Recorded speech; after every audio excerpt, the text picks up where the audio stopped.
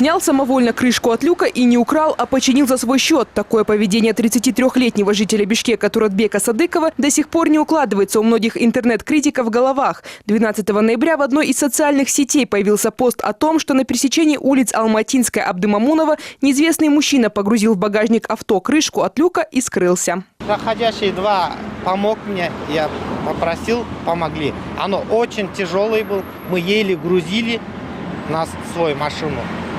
И меня, говорили, что среди белого дня воруешь как-то люк. Я им отвечал, хочу люк сделать, оно проворачивается, прокручивается. Я его потом отвез, как-то через 2 часа я его сверлил, клык, за свои деньги я его поставил. Необходимость менять металлическую крышку возникла с того самого момента, как ее установили, говорят жители улицы Абдымамунова. Сделана она была, судя по всему, в кустарных условиях, без соблюдения заводских стандартов. Потому ни коммуникации не защищала, ни безопасность горожанам не обеспечивала. В люке постоянно вода.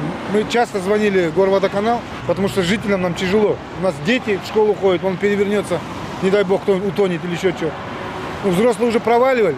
Машина, любая машина, хоть передним, хоть задним колесом обязательно его перевернет. Однако в то, что Туратбек Садыков преследовал исключительно благородные цели, никто из случайных свидетелей не верил. Оно и понятно. Все-таки случаи с подобными кражами в городе не редкость. Оттого мужчиной заинтересовались как в милиции, так и в Свердловской администрации. В ходе проведения тщательной проверки кражу исключили. Как и то, что, будучи пойманным за руку, мужчина обыграл все в выгодном для себя ключе. Данный поступок Туратбека мы оцениваем высоко за проявленную инициативу и за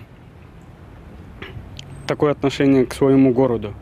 В рамках этим благодарственным письмом, то, что мы его наградили, мы бы хотели призвать всех остальных горожан, также относились бережно и с инициативой к своему городу. Несмотря на то, что старую крышку отремонтировали, в мэрии решили поставить новую, заводскую. Однако никого такой исход особо не расстроил. Все-таки речь идет о безопасности. Как выяснилось, жителям не впервой тратить средства на облагораживание улицы. Общими усилиями они поменяли плафоны фонарей, а также залатали дыры на дороге. А в ближайших планах у них обратиться в мэрию с просьбой, чтобы разрешили поставить бак для мусора, который они сами сварят.